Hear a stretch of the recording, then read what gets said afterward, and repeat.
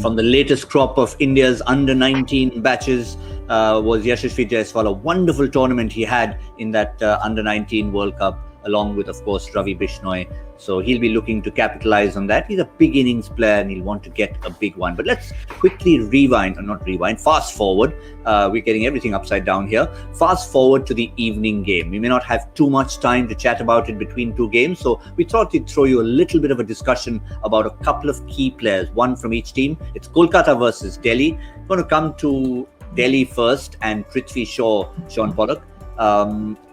The contrast in fortunes that we are seeing. Prithvi Shaw, also a very explosive player, but he's actually been delivering, unlike Shubman Gill.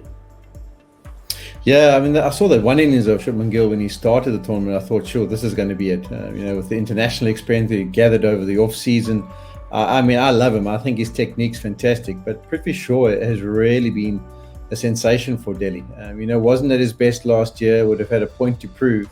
And he's got it and he's done exactly that, and you would think it's got to do down to maybe a few chats with Ricky Ponting, the success of the rest of the top order around him. Shikhar Dhawan's been so brilliant, so it really just settles you down as an opening combination.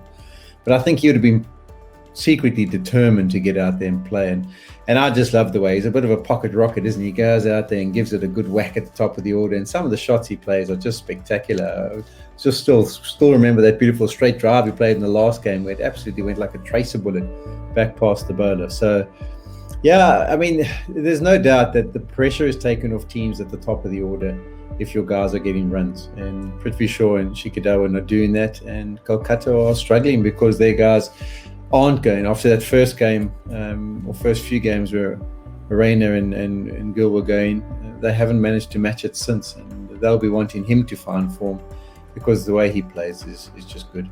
The strange part about Gill being out of form, Joy, is he doesn't look out of form. David Warner yesterday looked ugly. He looked scratchy. He was falling down.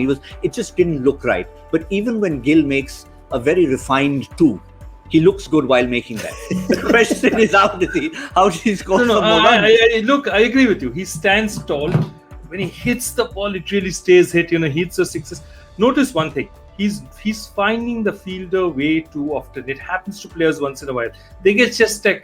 He's just continuously hitting the fielders. Beautiful shots, but straight to fielders. And that's something that happens. And when they get into that kind of a mood, what happens is pressure starts building on them. Not necessarily from the team management, but in their own heads. You know what? I'm not getting a start. I'm not getting going. Nothing's happening. And it's not easy. You can get into a spiral like that. And right now, Shubman needs to clear his mind. And it's not always easy. Various things work. Sometimes you need to sit out a couple of games, see it from the outside and do it.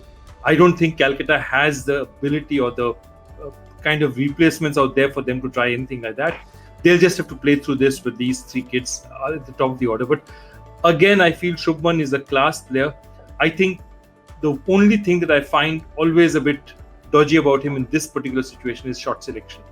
Hitting the right ball at the right time and finding the gaps in the field. Because he never looks anything short of a class player. He's always looked good while making those runs, however less they might be.